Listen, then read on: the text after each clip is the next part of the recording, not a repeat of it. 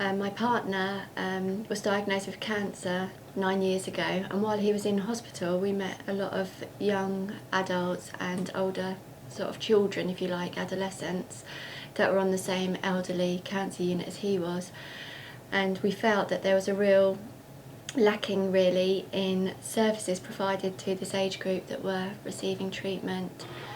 It is an awful journey, the cancer journey, and it just isn't made any easier really by the lack of services that are available to support people.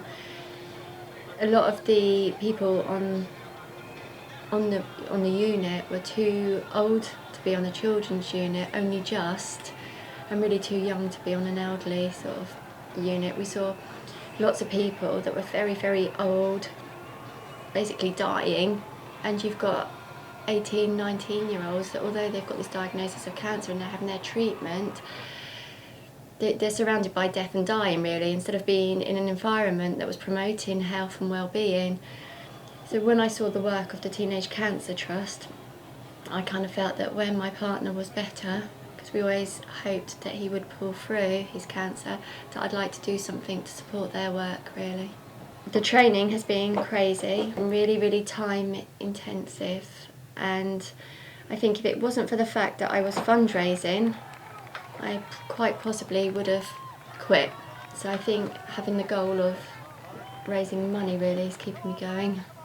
I set myself the target of raising £2,000, but because I didn't feel happy asking people for money directly, a friend and I got together and decided that we'd set up a charity event. And we came up with the idea of doing a charity auction. A lot of local artists have pledged prizes, and I think we've got 40 lots all in total, and we're hoping to raise at least £1,000 through the auction.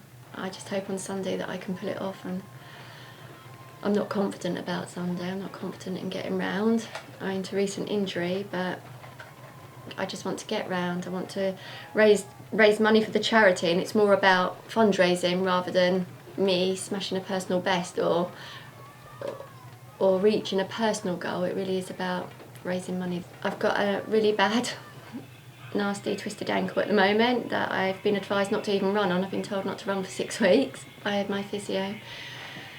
I think 4.5 hours probably. I think if I got longer than 4.5 hours I'd be disappointed.